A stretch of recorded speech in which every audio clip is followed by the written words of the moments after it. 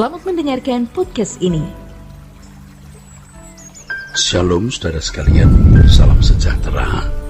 Kebenaran hari ini berjudul transaksional.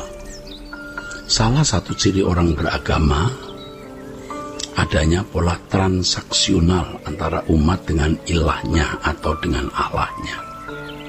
Pola transaksional di sini maksudnya ada pertukaran antara umat dan ilah yang disembah untuk memperoleh sesuatu. Dalam kepercayaan tradisional, biasanya ketika umat hendak datang kepada ilah untuk memohon berkat atau perlindungan, umat membawa sesajian atau persembahan tertentu atau kurban. Sesajian atau persembahan atau kurban tersebut menjadi syarat pertukaran umat kepada ilahnya untuk memperoleh sesuatu. Tanpa sajian atau persembahan atau kurban, kedatangan umat kepada ilahnya dipandang tidak memenuhi syarat.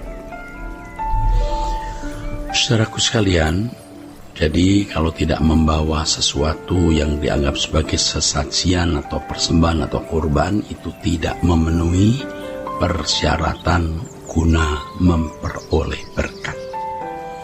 Sedangkan dalam agama pada umumnya bentuk memberi sajian ini umumnya telah ditinggalkan. Namun pola transaksional di mana umat membawa sesuatu sebagai syarat pertukaran dengan Allah untuk melakukan sesuatu yang diinginkan oleh umat masih terjadi. Dalam konteks agama Kristen, terutama di kalangan Pentakosta Karismatik misalnya, jemaat berpikir bahwa dengan menaikkan pujian dan penyembahan, Tuhan disenangkan. Semakin kusuk pujian dan penyembahan yang dilantunkan, jemaat merasa Tuhan akan semakin mendengar doa dan permohonan mereka. Sebenarnya ini adalah pola transaksional yang menjadi ciri khas orang beragama. Tetapi sebenarnya bukan hanya di kalangan orang karismatik, di kalangan gereja mainstream, gereja Protestan, dan aliran lain pun juga sama. Ada unsur-unsur transaksional ini. Bagi orang Kristen yang belum dewasa, hal ini bisa ditolerir, bisa dimengerti, sebab mereka masih dalam pola berpikir duniawinya. Tetapi hal ini tidak bisa ditolerir kalau terjadi atas orang Kristen yang mestinya sudah dewasa ditinjau waktu menjadi orang Kristen. Dalam kisah Ayub kita menemukan Ayub masih mempertahankan keluarganya di hadapan Allah. Ayub mempersembahkan kurban bagi kesalahan anaknya agar tidak mendapat hukuman dari Allah. Harus diakui bahwa hal ini menunjukkan bagaimana Ayub bertransaksi dengan Allah agar dapat melindungi keluarganya. Jika diamati pula, Allah memang melindungi Ayub dan keluarganya. Hal ini terlihat dalam dialog iblis antara Allah atau Yahweh dengan iblis. Ketika iblis mendakwa Ayub dengan berkata di hadapan Allah, "Apakah dengan tidak mendapat apa-apa Ayub takut akan Allah? Bukankah engkau, ya Allah, yang membuat pagar sekeliling Ayub dan rumahnya, serta segala yang dimilikinya? Apa yang dikerjakan Ayub telah kau berkati, dan apa yang dimiliki Ayub makin bertambah di negeri itu."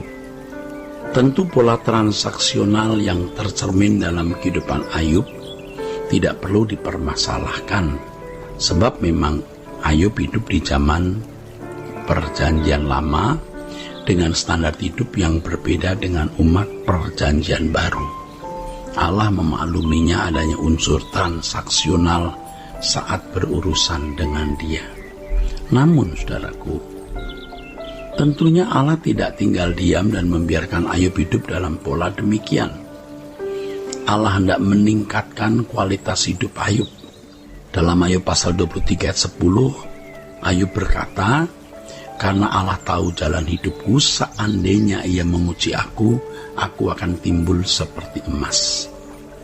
Kita dapat menangkap kesan bahwa memang Ayub sudah memiliki kualitas yang baik saat berhubungan dengan Allah.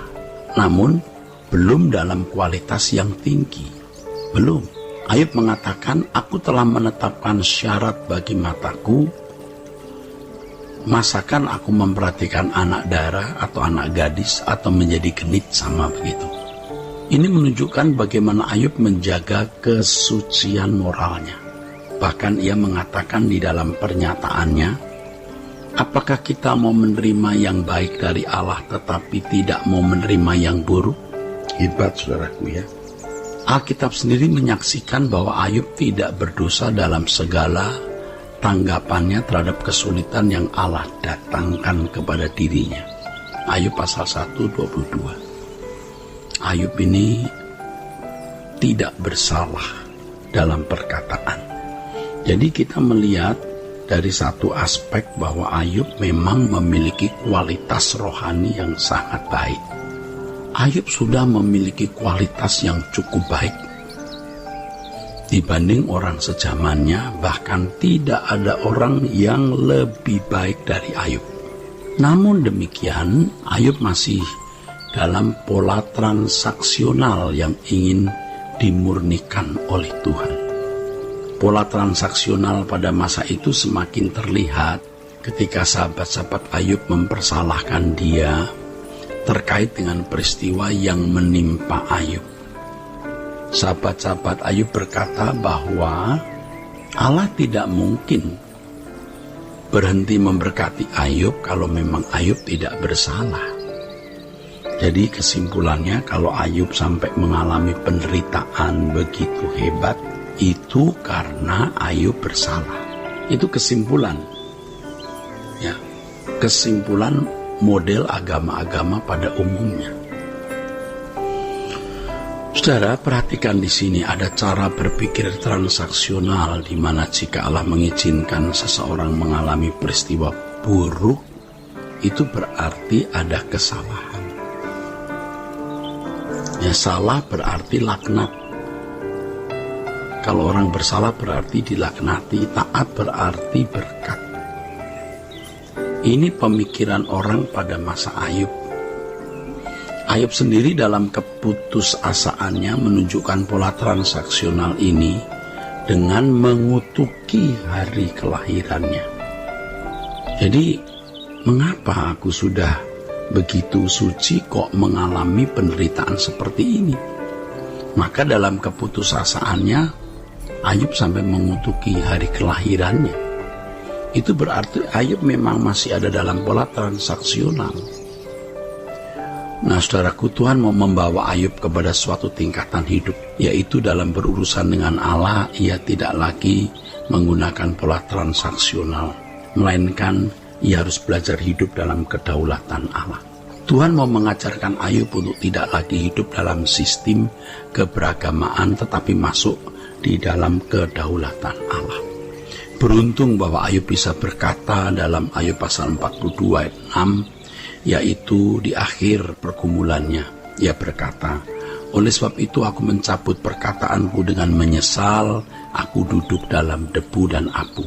Dari sini kita bisa mengambil pelajaran bahwa orang yang berhenti dalam konsep transaksional dengan Allah pasti hanya memiliki satu keinginan, yaitu Tuhan. Sebab mereka yang hidup dalam kedaulatan Allah tidak akan transaksional lagi dengan Allah. Mereka setia bukan karena upah atau berkat. Mereka tidak mempermasalahkan apakah diberkati atau tidak. Tetapi Tuhan dan kerajaannya menjadi satu-satunya tujuan hidup. Sehingga kesetiaan orang-orang percaya seperti ini berpijak pada penurutan terhadap kehendak Allah dan penyerahan diri yang total untuk mengikuti jejak Tuhan. Tuhan memberkati saudara-saudara sekalian. Sola Gracia.